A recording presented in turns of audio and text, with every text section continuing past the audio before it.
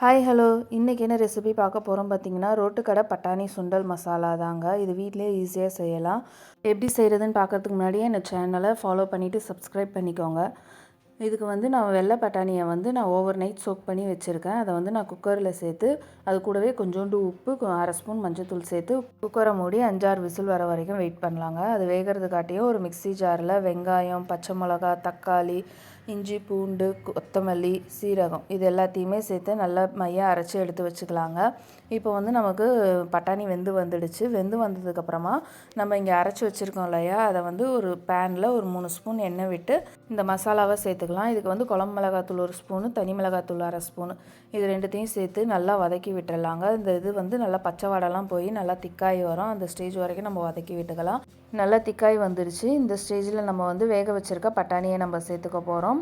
இதுக்கப்புறமா அந்த பட்டாணி வேக வச்ச தண்ணி இருக்கு இல்லையா, அதுவும் நமக்கு எவ்வளோ தண்ணி திக்னஸ் தேவையோ அந்த அளவுக்கு நம்ம தண்ணியை சேர்த்து 5 நிமிஷம் நல்லா கொதிக்க விட போகிறோம். இதுக்கு நம்ம ஃபஸ்ட்டு பட்டாணிக்கு மட்டும்தான் உப்பு சேர்த்தோம். இப்போ இந்த கிரேவிக்கு தேவையான அளவு உப்பு கொஞ்சோண்டு சேர்த்துட்டு நல்லா கொதித்து வந்ததுக்கப்புறமா கொத்தமல்லி தூவி இறக்கிட வேண்டியதாங்க. அவ்வளோதாங்க, சூப்பர் டேஸ்டியான ரோட்டுக்கடை பட்டாணி சுண்டல் ரெடி ஆயிடுச்சு. மறக்காமல் வீடியோக்கு ஒரு லைக் போட்டுருங்க. தேங்க்யூ ஃபார் வாட்சிங். Happy eating.